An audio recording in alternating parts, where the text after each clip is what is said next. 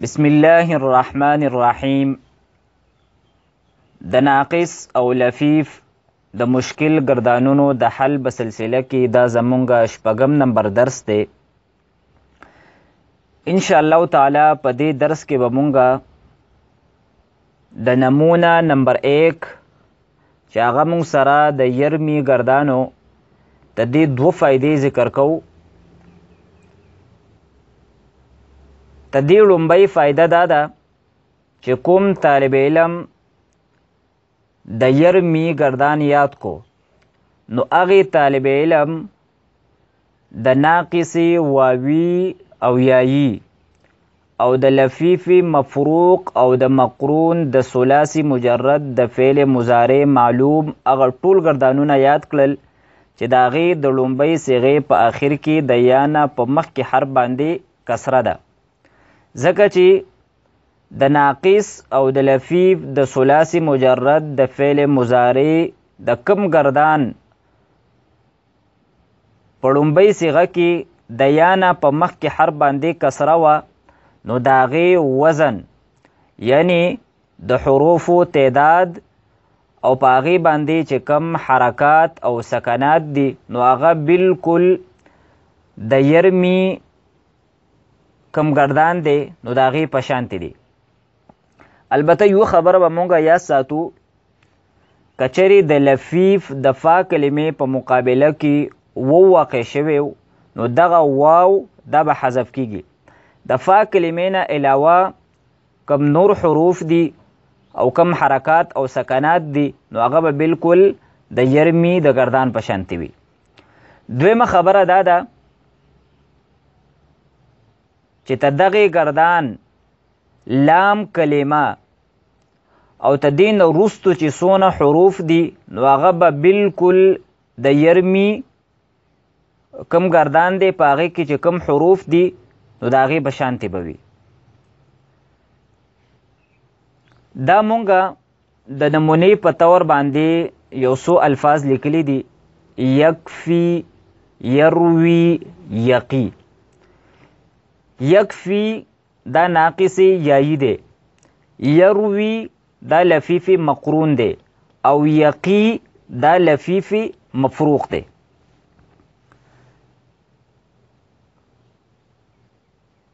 او په دې درې وړو الفاظو کې د یا نه په مخکې حرف باندې کسره ده، نو ته دې د گردان وزن او لام کلمه او د لام کلمې نه وروستو چې کم حروف دي هغه بالکل د یرمی د گردان په شانتې دي.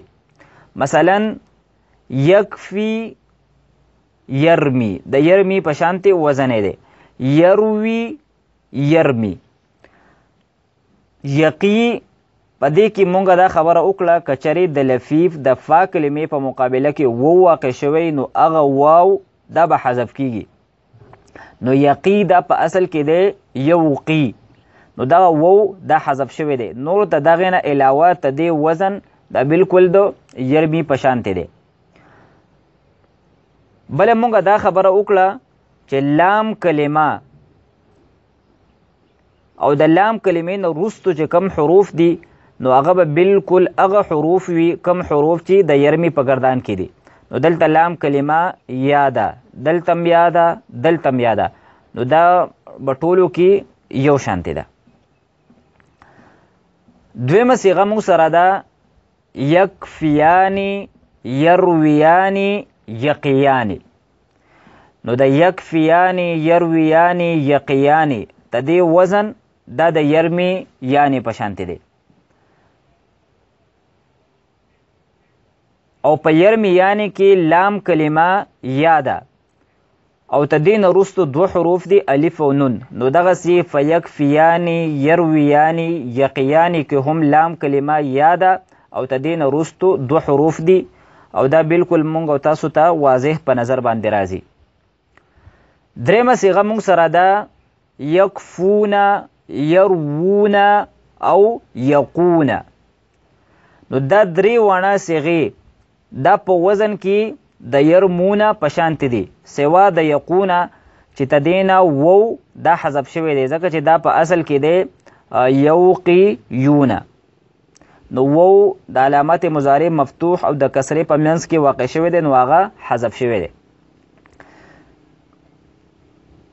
د وزن نه علاوه کومه لام کلمه ده نو هغه په دې ټولو کې حذف شوې ده. څنګه چې په یرمونه کې لام کلمه حذف شوې ده او هغه یا وه، نو دغسې فیکفون، یروون او یقون په دې کې هم حذف شوې ده، ځکه چې تدې اصل دی یرمیون، تدې ده یکفیون، یرویون او یقیون.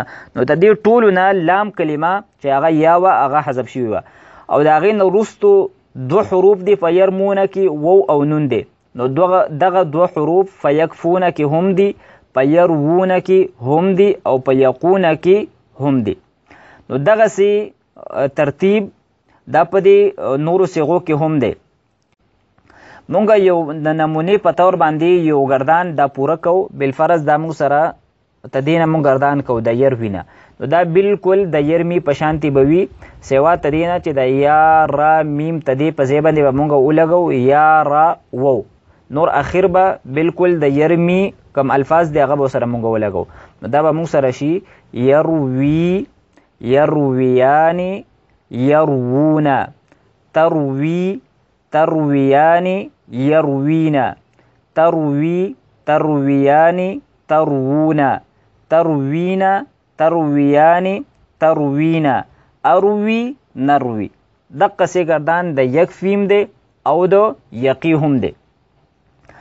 نو د نمونه نمبر 1 د هغې لومبۍ فایده دا شوه چې کوم طالب علم د یرمی ګردان یاد کو، نو هغې د ناقص واوي او یایی، د لفیف مفروق او د مقرون، د ثلاثي مجرد، د فعل مضارع هر هغه ګردان یاد کو چې د هغې د لومبۍ صیغې په آخر کې د یا نه په مخکې حرف باندې کسره وي، ځکه چې د دغې وزن یعنی د حروفو کم تعداد دی او په دغې حروفو باندې چې کم حرکات او سکنات دي نو هغه بالکل د یرمی د ګردان په شانتې دي. البته کچرې د لفیف د فا کلمې په مقابله کې وو واقع شوی نو دغه واو دا به حذف کیږي. د دې نه علاوه د دغې ګردانونو لام کلمه او د دې نه وروستو چې کم حروف دي نو دغه حروف دا به بالکل د یرمی په ګردان کې چې کم حروف وي د هغې په شانتې به وي. اوس مونږه د نمونه نمبر 1 د هغې دویمه فایده ذکر کوو. کوم طالب علم چې د یرمی ګردان یاد کو نو هغې طالب علم د ناقص خوا که ناقصي واوي وي او که یایي وي او د لفیف خوا که لفیفي مفروق وي یا مقرون وي د هغې د ثلاثي مزید فیهی د فعل مضارع معلوم هغه ټول ګردانونه د اخر نه یاد کړل چې د هغې د لومبۍ صیغې په اخر کې د یا نه په مخکې حرف باندې کسره وي او د ثلاثي مزید فیهی چې څونه بابونه دي نو د هغې د ټولو د فعل مضارع معلوم د لومبۍ صیغې په آخر کې د یا نه په مخکې حرف باندې کسره ده سوا د باب تفاعل او د تفاعل نه. نو کوم طالب علم چې د یرمی ګردان یاد کو نو هغې د ناقص او د لفیف د ثلاثي مزید فیهی ټول بابونه د اخر نه یاد کړل سوا د باب تفاعل او د تفاعل نه، ځکه چې د ثلاثي مزید فیهی دغه بابونه د دې لام کلمه او د لام کلمې نه وروستو چې کم حروف دي نو هغه بالکل هغه حروف دي کم حروف چې د یرمی د لام کلمې او د دې نه وروستو دي. د دې نه علاوه چې کم حرکت د یرمی په ګردان کې د لام کلمې نه په مخکې حرف باندې دی نو بالکل هغه حرکت د ثلاثي مزید فیهی په دغې بابونو کې هم د لام کلمې نه په مخکې حرف باندې دی. موږ د نمونې په طور باندې د ثلاثي مزید فیهی دا 3 بابونه لیکلي دي. یودنی دا باب افعال دی، یساقی دا باب مفاعله ده او یتقی دا باب افتعال له. نو څنګه چې د یرمی په گردان کې لام کلمه دا یا ده او تدینه په مخ کې حرف باندې کسره ده، نو دغسې یدنی، یساقی او یتقی کې هم لام کلمه یا ده او تدینه په مخ کې حرف باندې کسره ده. دویمه صیغه مونږ سره ده یرمیانی. نو پر یرمیانی کې لام کلمه ده یا او دا مفتوح ده او تدین وروستو دو حروف دی الف او نون. نو دغسی په یدنیانی، یساقیانی او یتقیانی کې هم لام کلمه یا ده او تدین وروستو دو حروف دی الف او نون. او څنګه چې په یرمیانی کې د لام کلمې نه مخکې حرف مکسور دی، نو دغسی په یدنیانی، یساقیانی او یتقیانی کې هم د لام کلمې نه مخکې حرف دا مکسور دی. درېمه صیغه مونږ سره ده یرمونه. په دې کې لام کلمه دا حذف شوې ده ځکه چې دا په اصل کې دی یرمیونه او تدغې نه وروستو بیا دی وو او نون. نو هم دغسې په یدنونه کې، په یساقونه کې او په یتقونه کې هم لام کلمه دا حذف شوې ده ځکه چې یدنونه دا په اصل کې دی یدنیونه، یساقونه په اصل کې دی یساقیونه او یتقونه په اصل کې دی یتقیونه. نو څنګه چې لام کلمه په یرمونه کې حذف شوې ده، نو داسې په دې نورو بابونو کې هم حذف شوې ده. او څنګه چې په یرمونه کې د لام کلمې نه وروستو وو او نون دی، نو داسې په یدنونه کې، په یساقونه او یتقونه کې هم وو او نون دی. او څنګه چې په یرمونه کې د لام کلمې نه په مخ کې حرف باندې ضمه ده، نو دغسې په یدنونه، یساقونه او یتقونه کې هم د لام کلمې نه په مخ کې حرف باندې ضمه ده. هم دغسې اجرا او دغسې ترتیب دا په دې نورو صیغو کې هم دی. نو حاصل دا شو چې د ثلاثي مزید فیهی هغه بابونه چې د هغې د فعل مضارع د لومبۍ صیغې په اخر کې د یا نه په مخ کې حرف باندې کسره ده، نو د هغې گردان د اخر نه د یرمی د گردان په شانتې دی. مثلا مونږ د یرمی گردان دا د اخر نه کو، نو دا به مونږ سره شي می میانی مونه، می میانی مینا، می میانی مونا، مینا میانی مینا، می می. اوس دغسې گردان مونږ دا د ید نی کو د اخر نه، نو دا به مونږ سره شي نی نیانی نونا، نی نیانی نینا، نی نیانی نونا، نینا نیانی نینا، نی نی.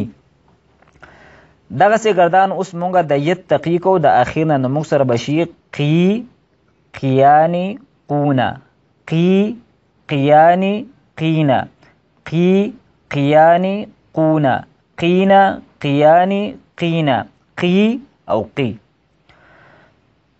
نو د نمونه نمبر 1 د یرمی د گردان دویمه فایده مونږ سره دا شوه چې کوم طالب علم د یرمی گردان یاد کو، نو هغې د ناقص خوا که واوي وي او که یایي وي، او د لفیف خوا که مفروق وي او که مقرون وي، د هغې د ثلاثي مزید فیهی د فعل مضارع معلوم هغه ټول گردانونه د اخر نه یاد کړل چې د هغې د لومبۍ صیغې په اخر کې د یا نه په مخکې حرف باندې کسره وي.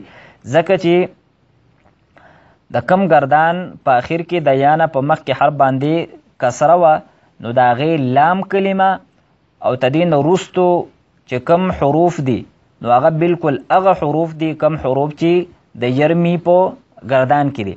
تدې نه علاوه چې د یرمی په گردان کې د لام کلمې نه مخکې کم حرکت و، نو هغه حرکت به د ثلاثي مزید فیهی په دغې بابونو کې هم وي. او بله خبره مونږ اهمه دا وکړه چې د ثلاثي مزید فیهی څونه بابونه دي، نو په هغې ټولو بابونو کې سوا د باب تفاعل او د تفاعل نه د فعل مضارع معلوم د لومبۍ صیغې په آخر کې به د یا نه په مخکې حرف باندې کسره وي. وآخر دعوانا ان الحمد لله رب العالمين.